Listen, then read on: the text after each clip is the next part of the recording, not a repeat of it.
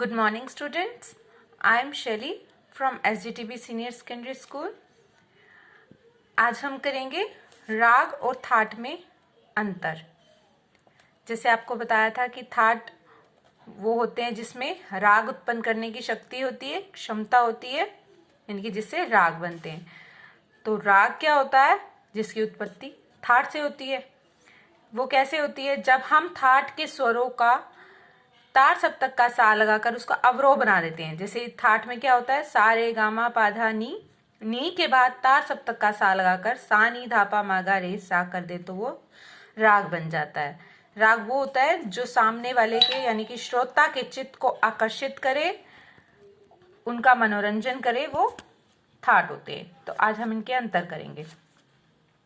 प्रत्येक राग की उत्पत्ति किसी न किसी थाट से मानी गई है। थाट को राग का जनक माना गया है। थाट को जनक माना गया है। थाट की उत्पत्ति 12 स्वरों से होती है। हमारे पास टोटल 12 स्वर हैं, शुद्ध और विकृत।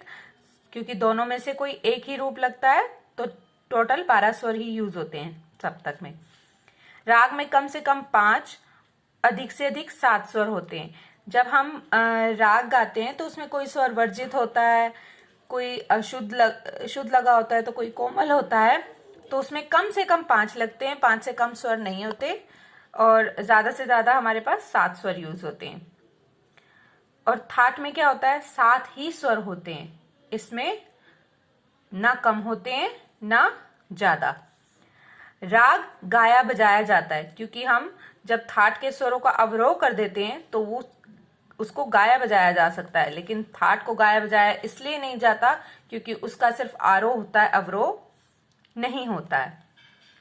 राग में रंजकता का होना आवश्यक है। जो राग होता है वो ऐसा होना चाहिए जो सामने वाले के श्रोतागण के मन को आकर्षित करे, उनका मनोरंजन करे। उसमें रंजकता का गुण होना जरूरी है। लेकिन थाट में ये गुण होना जरूरी किस लिए नहीं है? क्योंकि वो गाया ही नहीं जाता। नेक्स्ट है, राग में आरोह अवरोह दोनों का होना आवश्यक है।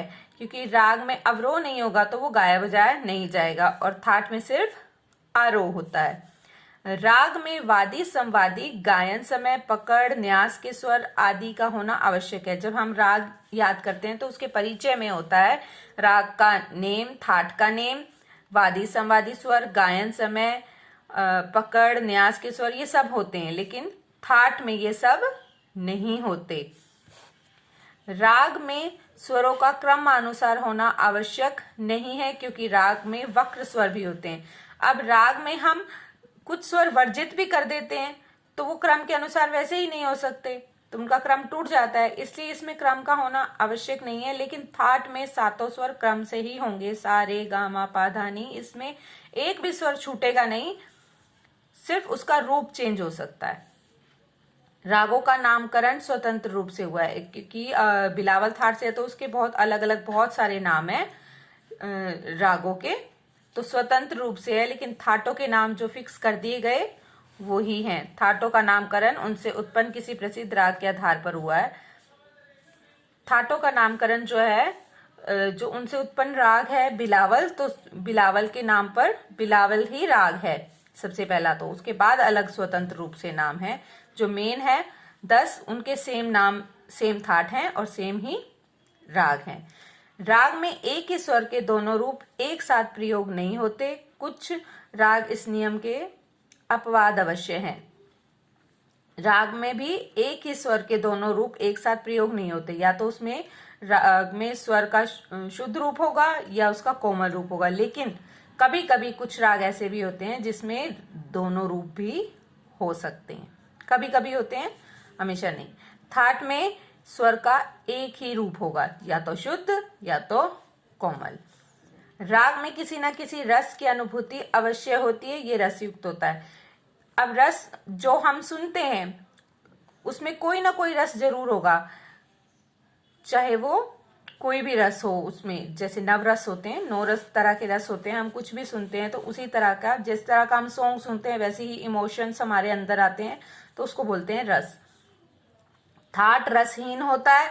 रसहीन क्यों होता है? क्योंकि ये गाया ही नहीं जाता, इसके सिर्फ स्वर हैं। साथ इसको सिर्फ थियोरेटिकल यूज किया जाता है, तो इसलिए ये गाया बजाया नहीं जाता, तो इसमें रस भी नहीं आता। इसमें केवल 7 ही स्वरों का समूह होता है। रागों की संख्या बहुत अधिक है, यानी कि राग संख्या में बहुत सारे हैं, लेकिन थाटों की संख्या केवल 10 है। राग प्रवाहमान होते हैं और उनका निश्चित स्वरूप होता है। वो राग गाते रहते हैं, हम चलने वाले होते हैं, एक जगह रुकते नहीं है स्वर। जबकि थाट गतिहीन होता है, सीमाबद्ध होता है, उसके 7 स्वरों से ऊपर है ही नहीं, उसकी सीमा फिक्स है कि आपने 7 स्वरों के बाद आगे करना ही नहीं है, तो वो सीमाबद्ध हो गए। जबकि राग सीमा में नहीं होते, वो मंद्र सप्तक, तार सप्तक, मध्य सप्तक, तीनों सप्तक में जाते हैं। राग का उद्देश्य उसमें प्रयुक्त स्वरों के आधार पर रोचक प्रस्तुति देना है। राग का उद्देश्य क्या होता है? सामने वाले के यानी कि श्रोतागण के चित्त को आकर्षित करे, उसको रोचक बनाए अपने गायन को, और ताकि दूसरों को आकर्षित कर सकें। और थाट का उद्देश्य क्या है? सिर्फ शुद्ध और विकृत स्वर बताता है कि इस राग में, इस थाट से जो राग बनेगा वो शुद्ध स्वरों का होगा या विकृत स्वरों का होगा। उसका उद्देश्य सिर्फ इतना है कि आप राग की पहचान कर सकें। तो आपके ये 13 अंतर हैं इसमें। आपने अब इस राग और थाट में अंतर को लर्न करना है।